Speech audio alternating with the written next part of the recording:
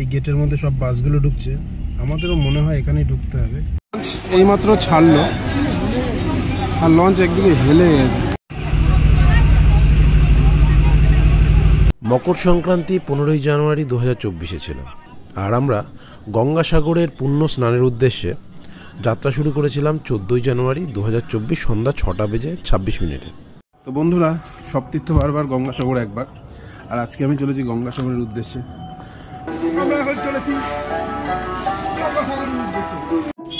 সব তীর্থ বারবার, গঙ্গাসাগর একবার, কিন্তু এরা বহুবার গঙ্গাসাগরে গিয়েছে, কিন্তু আমার প্রথম যাওয়া এবার গঙ্গাসাগরে। এবারই কপিল মুনি আমাকে টেনেছে। 14ই জানুয়ারি মকর সংক্রান্তির পূর্ব দিনে গঙ্গাসাগরের ভিড় ছিল প্রায় 75 লক্ষ মানুষের, যদিও এই পরিসংখ্যান আমি একটি নিউজ পেপার থেকে জেনেছি। আর আমরা যেদিন গঙ্গাসাগরে পৌঁছালাম সেই দিন প্রায় ভিড় ছিল 1,02,00,000 মানুষের। এটাও সেই নিউজ পোর্টাল থেকেই আমার জানা। আমাদের গাড়ি বারাসাত থেকে বেরিয়ে ডায়মন্ড হারবার রোডের দিকে চলেছিল, আর সুজন ছিল ড্রাইভারের সিটে। কিন্তু যশোর রোডের জ্যাম আমাদের বেশ অতিষ্ঠ করে তুলেছিল। জ্যামে পড়ে আমরা ঠিক করলাম আমরা আর মা ফ্লাইওভার দিয়ে SSKM বা চিড়িয়াখানার সামনে দিয়ে ডায়মন্ড হারবার রোডে উঠবো না। আমরা তার বদলে বেছে নিলাম বারুইপুর হয়ে ডান দিকে, মানে আমতলার রাস্তাটা বেশ নির্জন আর আমার খুব পছন্দের একটা রাস্তা, কিন্তু রাস্তাটা একটু সরপিল। গঙ্গাসাগরের যাত্রায় আমাদের প্রথম বিরতি, আমরা পাটুলি ছাড়িয়ে বারুইপুর রোডটা ধরেছি। আমরা মা ফ্লাইওভার ধরিনি। এখন এখান থেকে চা খাবো, তারপরে বারুইপুর হয়ে আমতলা হয়ে চলে যাব গঙ্গাসাগরের দিকে।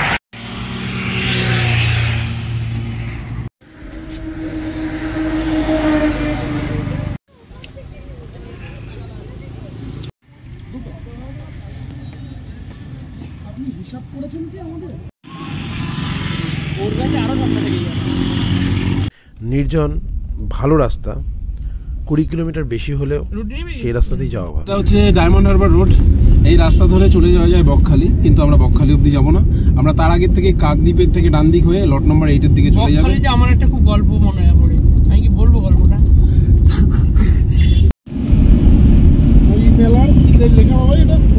এই মেলার জুড়ি মেলা ভার।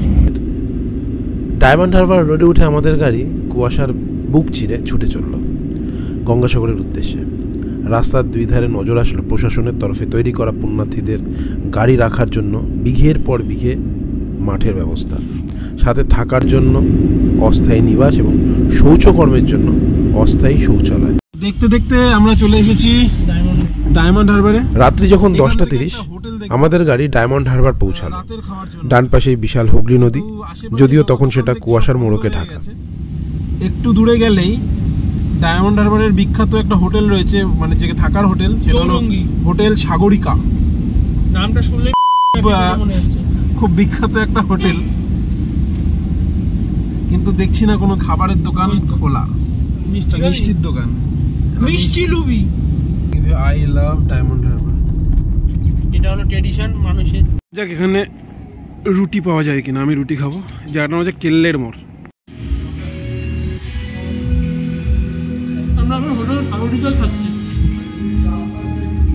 গাড়িটাকে রাস্তার পাশেই পার্ক করে আমি সুজন রাতের খাবার সেরে নেওয়ার কথা ভাবলাম। একটা ভরা আছে বলে বিদ্যুৎ রাতের খাবার স্কিপ করে গেল, কিন্তু আমাদের দুজনের প্রচণ্ড খিদা পেয়েছিল। আমি চিকেন, রুটি আর সবজি খাচ্ছি, ভাত খেলো। যেখানে দাঁড়িয়েছি আমরা তার উল্টো পাশে রয়েছেন, আর সেই জন্য ঠান্ডাটাও বেশ লাগছে, কিন্তু একটা আলাদা এক্সাইটমেন্ট ফিল হচ্ছে, যেহেতু বন্ধু বান্ধবরা রাতের বেলা ট্রাভেল করছি সবাই একসাথে।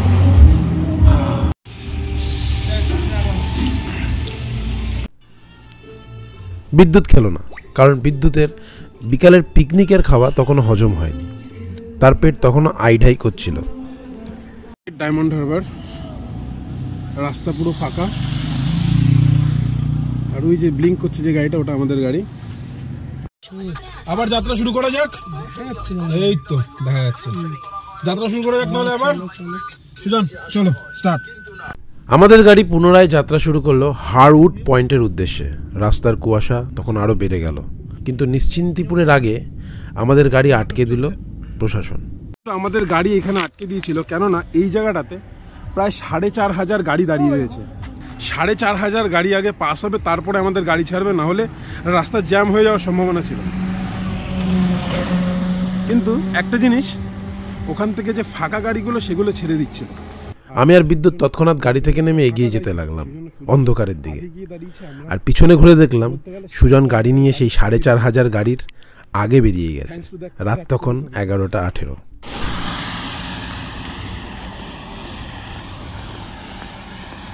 এবারে তো ভিড় ছিল না। সুজন, ওই পুলিশের লোকটার উদ্দেশ্যে কিছু বলতে চাস?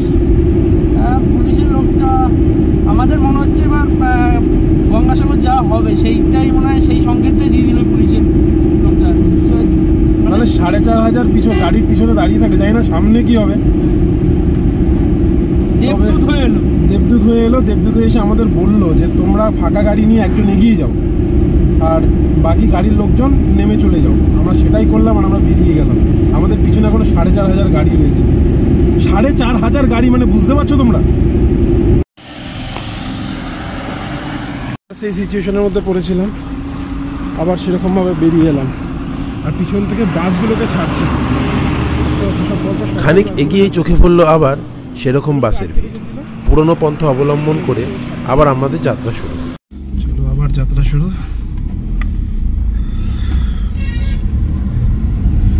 এই শেষের 20-22 কিলোমিটার খুব ভুগতে হচ্ছে। জানি না সামনে গিয়ে আবার কি হবে। এবার শুরু হলো F1 রেস। যারা F1 রেস সম্পর্কে জানো না তাদের বলি, আন্তর্জাতিক অটোমোবাইল ফেডারেশন আয়োজিত বিশ্বব্যাপী গাড়ির রেসের প্রতিযোগিতা হচ্ছে F1 রেস বা ফর্মুলা 1 রেস, যেখানে আমাদের গাড়ি অন্যান্য রাজ্যের বাস বা ছোট সেডান, হ্যাচব্যাক ইত্যাদি গাড়ির সঙ্গে রেস লাগাচ্ছিল। 15 কিলোমিটার রাস্তা যেতে হবে, তারপরে লট নম্বর 8 হার্ডউড পয়েন্টে গিয়ে আমরা পৌঁছাবো। অনেকক্ষণ ধরে এই বাস দুটো আর ওই টাটার গাড়ি, আই থিঙ্ক, আর এই টাটা নেক্সনটা হচ্ছে মহারাষ্ট্রের গাড়ি।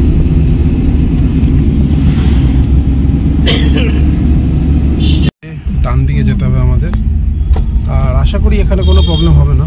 হার্ডউড পয়েন্ট, এটা কি পয়েন্ট? হার্ডউড পয়েন্টের রাস্তা এটা। এই যে গলি এদিকে চল।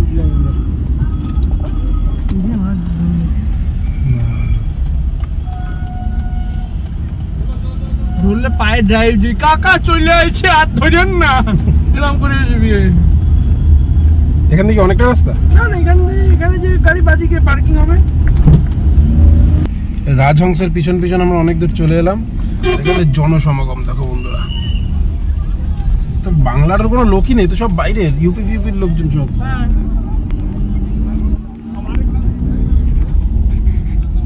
हम लोग पुण्य कमाने आए हैं। বাদিকে আমাদের ছোট গাড়ি বাদিকে, আর ওই যে লাইন দেখো ভেসেল পাড়া।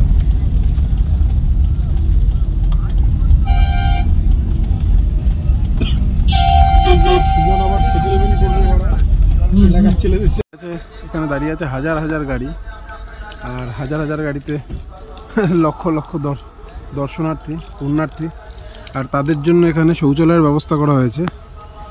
দেখতে পাচ্ছ এইখানে তো অল্প কটা রয়েছে, ওইদিকে আরও রয়েছে, চারিদিকে রয়েছে। এখানে আবার কিউআর কোড দেওয়া রয়েছে, মানে কোথায় কি সুবিধা পাওয়া যাবে সে টয়লেটের গায়ে সে কিউআর কোড লাগানো রয়েছে। আমার বন্ধু বিদ্যুৎ এখন টয়লেটে গেছে, ও আসবে, তারপরে আমরা যাব একটু খেয়াঘাটের দিকে। আর প্রচুর লাইনে ভিড়, প্রচুর লাইন পড়েছে। আর এই জায়গায় যে গাড়ির পার্কিং, এখানে তুমি ভারতবর্ষের সব জায়গার গাড়ি পাবে। এখন চলেছি ঘাটের দিকে। আরে যত রাত বাড়ছে গাড়ি আসছে, সব জেটি ঘাটে ওঠার জন্য রাতের বেলায় লাইনে দাঁড়িয়ে গেছে। সবার মাথায় লাগেজ, এরা সত্যি পুণ্য কামাতে এসছে। এই জায়গার নাম হার্ডউড পয়েন্ট, কাকদ্বীপ মহকুমা, সুন্দরবনের মধ্যে, এবং নিকটবর্তী রেল স্টেশন হচ্ছে কাকদ্বীপ। এখান থেকেই আমাদের ভ্যাসাল পার হয়ে মুড়িগঙ্গা নদীর উপর দিয়ে ফেরি সার্ভিসের মাধ্যমে সাগরদ্বীপের কচুবেড়িয়া যেতে হবে। ফেরিতে সময় লাগবে প্রায় 34 মিনিট। হার্ডউড পয়েন্ট থেকে কচুবেড়িয়া ভ্যাসেল কাউন্টারের দূরত্ব, বা সোজা বাংলায় যদি বলতে হয় নদীর এপার থেকে ওপারের দূরত্বই 3.6 কিলোমিটার। আমরা ভ্যাসেলে ওঠার লাইনের সামনে এসে দেখলাম কম করে 50,000 লোক সারিবদ্ধভাবে ভ্যাসেলে ওঠার লাইনে দাঁড়িয়ে আছে। রাস্তার পাশে সংখ্যাটা যদি আরো বেশি হয় আশ্চর্য হব না। এখানে ঘটল 2 নম্বর দৈবচক্র। যে রাস্তায় দীর্ঘ লাইন তার পাশেই ছিল একটা ফাঁকা রাস্তা। রাস্তাটা বেশ সুসজ্জিত। সেখানে একটা দোকানে রাতের খাবার ঢুকে খাচ্ছে বিদ্যুৎ রাতের খাওয়া গঙ্গাসাগরের লট নম্বর হার্ডউড পয়েন্টের কাছে। আর সাথে সুজানও খাচ্ছে, যদিও সুজান ভাত খেয়েছে। ডিমের পোচটা খুব সুন্দর করেছে।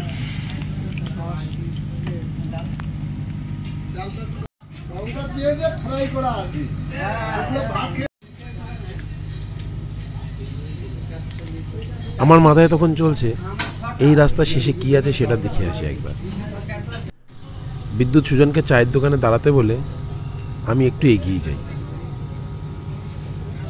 বন্ধুরা, শাল গায়ে জড়িয়েছি কারণ প্রচণ্ড ঠান্ডা লাগছে। আর এখন আমি যে রাস্তাটায় আছি, এই রাস্তাটার লাইটিং দেখে তোমরা বুঝতে পারছো এই রাস্তাটা হচ্ছে ভিআইপিদের জন্য।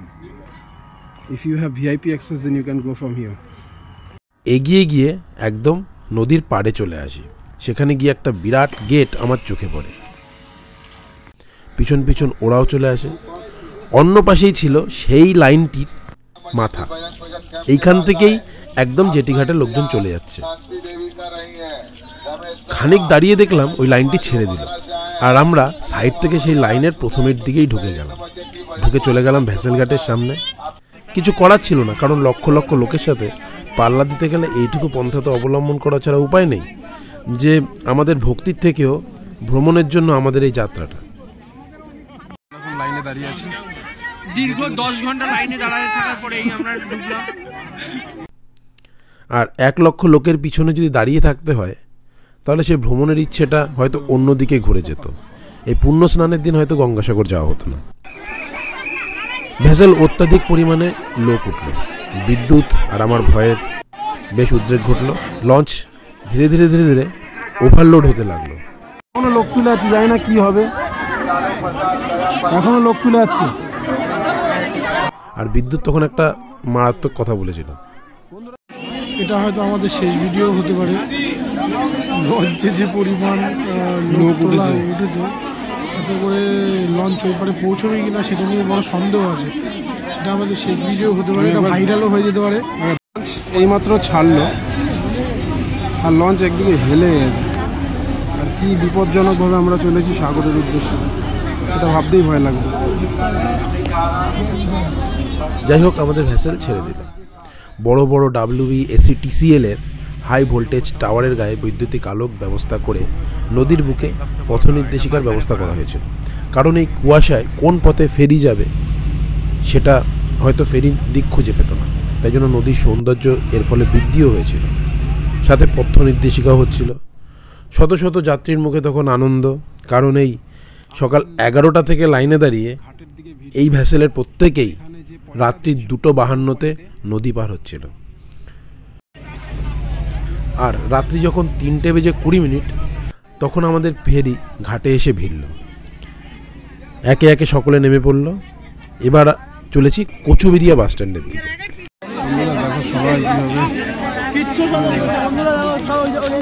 এদের যদি প্রার্থনা না শোনো তাহলে কাদের প্রার্থনা শুনবে? এত কষ্ট করে তোমার জন্য। এখানেও বড় বড় বাঁশ টপকে যেখান দিয়ে ফাঁক পেলাম সেখান থেকে গিয়ে পৌঁছালাম বাস স্ট্যান্ডের সামনে, কিন্তু সেখানে গিয়ে আটকা পড়লাম। বাস স্ট্যান্ড আমাদের এদিক দিয়ে ঘুরিয়ে তারপরে ওইদিকে নিয়ে যাবে। বেশ কিছুক্ষণ দাঁড়িয়ে থাকার পরে আমাদের গেট খুলে দেওয়া হলো। আবার সেখান থেকে এমন একটা জায়গায় পৌঁছালাম সেখানে বাস ছেড়ে দিচ্ছিল, আর এক দৌড়ে গিয়ে বাসে উঠলাম। বাসে ভালোই ভিড় ছিল, তাই ঠিকঠাক করে ক্যামেরা করতে পারিনি, অসুবিধা হচ্ছিল। খানিকটা বসে খানিকটা দাঁড়িয়ে পৌঁছালাম গঙ্গাসাগর বাস স্ট্যান্ডে। ঝগড়াঝাটি অশান্তি শর্টকাট রাত্রি তখন 4:42। নজরে পড়লো 79B। এটা বারাসাত থেকে বাগবাজার যায়, এয়ারপোর্টের পাশ দিয়ে ঢুকে সারা তল্লাট ঘুরে তারপরে বাগবাজার যায়। এখন আমরা কোথাও বসে একটু চা জল খাবার খাবো। গঙ্গাসাগরে নেমে প্রথম কাজ যেটা সেটা হলো কড়া করে লাল চা খাচ্ছে বিদ্যুৎ আর আমি। চিয়ার্স ভাই। প্রায় ভোরের আলো ফুটছে, তবুও যাত্রীর ভিড় এলাকার লোকারণ্য। পাশেই এক চায়ের দোকানে চায়ে চুমুক দিয়ে প্রকৃতির ডাক আসলো। সোজা কথায় বলতে এখানে পায়খানা বাথরুমের সুবিধা এত ভালো, এমনকি শৌচকর্ম করার পর লোকে যে জলে হাত মুখ ধুচ্ছে, গরম জলের ব্যবস্থা করে দেওয়া হয়েছে সকলের জন্য। এখান থেকে গ্রামের সরু রাস্তা ধরে হাঁটতে লাগলাম হাজার হাজার মানুষের সাথে। বাস স্ট্যান্ড থেকে আমাদের প্রায় 2 কিলোমিটার রাস্তা হাঁটতে হয়েছে, আর এখানে আসতেই দেখা মিলল ম্যানগ্রোভ গাছের। তারপর গ্রাম্য মেঠো পথ ধরে পৌঁছালাম গঙ্গাসাগর তীরে। অন্ধকার চারিদিকে, কুয়াশা আর যজ্ঞের আগুনের ধোঁয়া মিলেমিশে একাকার। যজ্ঞের আগুনের আভায় সাধু সন্ন্যাসীদের মুখ জলজল করে উঠছিল। ঝাউবানের নিচে হোগলার ঘরে নিদ্রা থেকে উঠে স্নানের জন্য প্রস্তুতি নিচ্ছিলেন একদল পুণ্যার্থী। ভারতবর্ষের দূর দূর প্রান্ত থেকে তারা ছুটে এসেছে এই পুণ্য লগ্নের জন্য, এই পুণ্য স্নানের জন্য। সামনেই সাগর, তবে তা কুয়াশাচ্ছন্ন। দূরে সাইরেন বাজছে, সাবধান জোয়ার আসছে, সাবধান জোয়ার আসছে। সমুদ্রের পাড়ে দাঁড়িয়ে দেখছি চারিদিকে কুয়াশাচ্ছন্ন মানুষজনকে। এ যেন স্বর্গ। সত্যি বলতে এরকম অনুভূতি আর এরকম মুহূর্ত আমার জীবনে আগে কোনোদিনও আসেনি। নির্বাক হয়েছিলাম। আমরা প্রত্যেককে বলছিলাম, যদি এভাবে আমরা লাইন টপকে না আসতাম তাহলে কি এই দৃশ্য দেখতে পারতাম।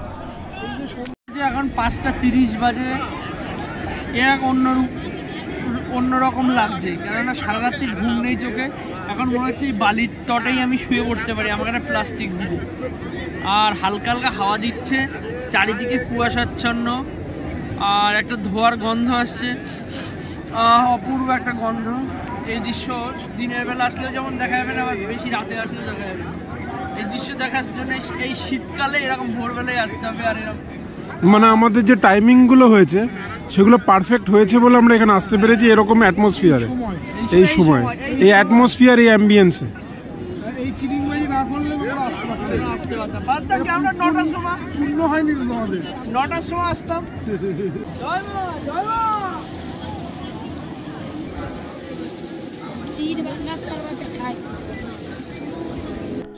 যাই হোক, ঈশ্বরের কৃপায় এত দূর চলে এসেছি। স্নান করবো না সেটা তো আর হয় না, কিন্তু আমাদের যে গামছা, জামা কাপড়, সেগুলো তো সব গাড়িতে রয়ে গিয়েছে। আমরা তো ঘুরতে ঘুরতে চলে এসেছি। তাই আমি একটা গামছা কিনে নিয়ে প্রথমে আমি স্নান সারলাম, তারপর বিদ্যুৎ, অবশেষে সুজন স্নান সেরে। তখন বাজে সকাল 6:05। তিনজনে চুপচাপ নদীর দিকে তাকিয়ে রইলাম। এক পিতা তার 3 বছর আগে আত্মহত্যা করা সন্তানের ছবি ল্যামিনেট করে বুকে নিয়ে ডুব দিচ্ছে। কত মানুষের এখানে, কত কাহিনী। দূরে বাদ্যযন্ত্র বাজিয়ে গান চলছে, একদল সাধু সন্তের। মনে হচ্ছিল না এই অঞ্চল কোনো পশ্চিমবঙ্গের সমুদ্র তট। চারিদিকে বেশিরভাগই অবাঙালি, তাদের আঞ্চলিক ভাষায় কথা চলছে এখানে।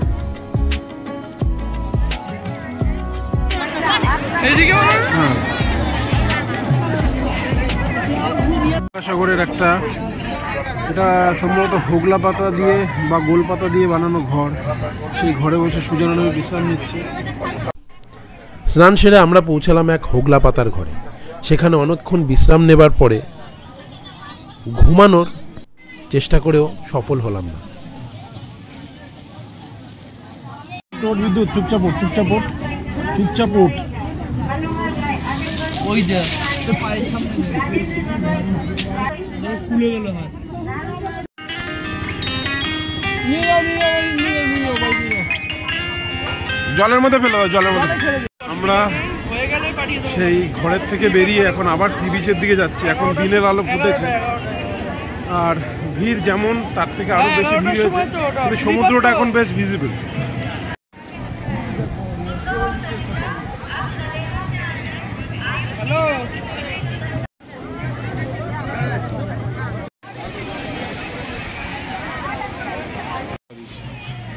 হ্যাঁ, 2 ঘন্টায় ছিল।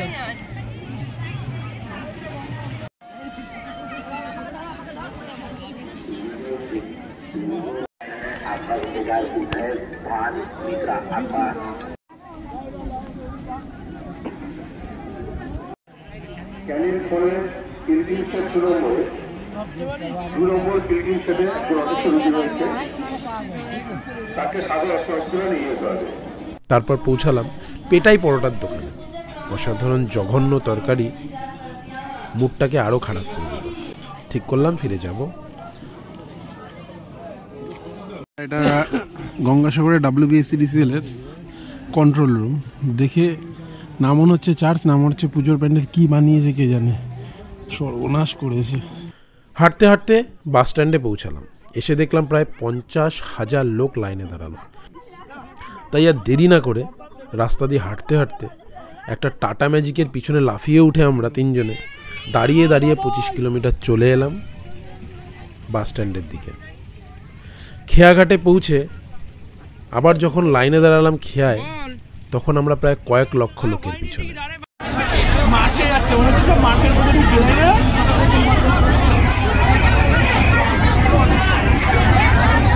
বন্ধুরা, আমরা সম্পূর্ণভাবে এক্সস্টেড হয়ে গেছি। আর মানে কি অনেক কিছু ঘটনা ঘটে গেছে এর মধ্যে, যেগুলো আমি পরে বলবো তোমাদের সাথে। আর এখন আমরা বাসালে উঠে গেছি। বিছনাটা পেলে হয়, আর এই সিটটা পেয়েছি বসার, এটাই অনেক বড় ব্যাপার। মানে ওই পারে যেতে পারছি, এটা অনেক বড় ব্যাপার। এরকম পরিস্থিতি দাঁড়িয়েছে, মানে দেশভাগের সময় রায়ট হয়েছিল একদম সেরকম। মানে ওইদিকে ক্যামেরাটা ওদিক ঘোরালে বোঝা যাবে রায়টের লোক দেখাচ্ছি। দেখো এটা মনে হচ্ছে মাঠ, কিন্তু মাঠ না, এটা ফ্যাসিলিটি।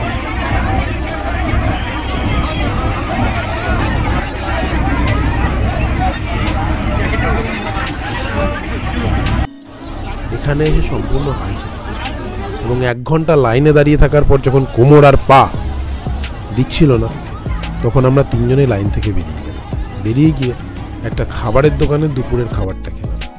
আমি বাড়িতে ফোন করে জানালাম আমার হয়তো আজকে ফেরা হবে না, কেননা 1 লক্ষ লোকের পিছনে দাঁড়িয়ে ভ্যাসেলে ওঠার কোনো মানে নেই। সেখানে উপস্থিত হলেন আর একজন দেবদূত।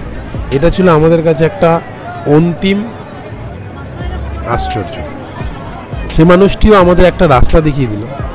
তারপর সেই রাস্তা ধরে আমরা গিয়ে শুধুমাত্র সাথে সাথে খেয়াই পেলাম না, যেই লক্ষ লক্ষ মানুষগুলো দাঁড়িয়ে ছিল তাদের প্রথমে আমি লঞ্চে উঠি। বিশাল বড় এক বোট, সেই বোটের মধ্যে বসে এসে পৌঁছালাম হাড়ুট পয়েন্টে। এখানে প্রতিটা মানুষজনের মুখে একটা প্রশস্তির ছাপ রয়েছে। এই কারণে তারা দীর্ঘক্ষণ লাইনে দাঁড়িয়ে থাকার পরে তারপরে ওই পারে যাওয়ার সুযোগ পেয়েছে। আর তাছাড়াও তারা যে তীর্থস্থানে এসেছিল তীর্থ করতে, সেটাও সম্পূর্ণ হয়েছে সঠিকভাবে। এখানে প্রত্যেকেই স্নান করেছে, স্নান করে এখন ফিরে যাচ্ছে যার যার বাড়ির উদ্দেশ্যে। ভারতবর্ষের বিভিন্ন প্রান্তে এরা চলে যাবে।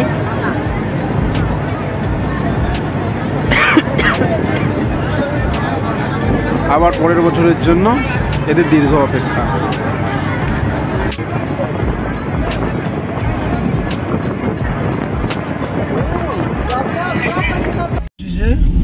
আমরা আবার আমাদের গন্তব্যের দিকে পৌঁছে। আমাদের এখনো যাত্রা শেষ হয়নি। এখন এখান থেকে যাবো জয়নগর, কুলপি রোড হয়ে। সেখান থেকে জয়নগরের মোয়া কিনবো।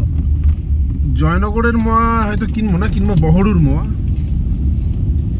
আর এই গাড়িতে এখন এই মুহূর্তে বসে খুব ভালো লাগছে, কেননা এই সময় আমাদের গাড়িতে বসে থাকার কথা নয়। এই সময় লাইনে দাঁড়িয়ে থাকে, এই সময় দীর্ঘ লাইনে দাঁড়িয়ে থাকার কথা। ওই লাইনটাই মনে এখন ক্রস করতে রাত্রি 12টার সময় হয়তো আমাদের ভেসেল পার হওয়ার কথা। কি বিদ্যুৎ, তাই তো ভাই? গাড়ির যাত্রা শুরু হলো জয়নগরের উদ্দেশ্যে। এখান থেকে আমরা কুলপি রোড ধরে লক্ষ্মীকান্তপুর হয়ে জয়নগর থেকে মোয়া কিনে ফিরি। রাস্তায় হঠাৎ সুজন এক জায়গায় গাড়ি দাঁড় করালো। কেন? ও নিদ্রামগ্ন হয়ে আসছিল ওর চোখ, সেই জন্য আর গাড়ি চালাতে পারবে না। সেই জন্য আমরা গাড়িটাকে এক জায়গায় পার্ক করে বিদ্যুৎ আর আমি একটা নিরিবিলি স্থানে গিয়ে বসলাম প্রায় 1 ঘন্টার কাছাকাছি। বাড়ি গিয়ে স্নান করবি না তোরা? ওগুলো কিরে বিদ্যুৎ মাঠের মাঝখানে? পাখি নাকি ওগুলো? আরে ওই যে ওই দুটো পাখি বসে আছে। পাখি দুটোকে খুব সুন্দর লাগছে, কিন্তু আরো কাছে গিয়ে ছবি তুললেই ভালো আসবে। সেই জন্য আরো কাছে এগিয়ে যাচ্ছি।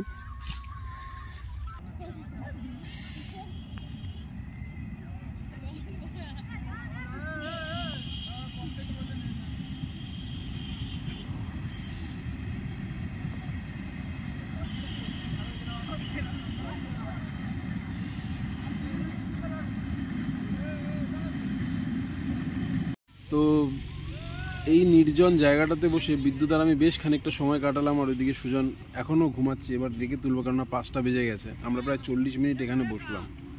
আর এখানে বসে সেই পুরনো দিনের আমার মামার বাড়ি যাওয়ার গল্প, বিদ্যুতের পুরনো দিনের রিসাইটেশন, এগুলো হলো, বেশ ভালো লাগলো। কালকের থেকে এই নির্জনতাটাকে বিদ্যুৎ একটু আগে বলছিল মিস করবে, আমিও করব। খুব ভালো লাগলো এবার, কিন্তু কিছু করার নেই, যেতে হবে। তো এখন এই জায়গাটাকে বিদায় জানিয়ে সুজনকে ডেকে তুলে আমরা চলে যাব জয়নগরের উদ্দেশ্যে।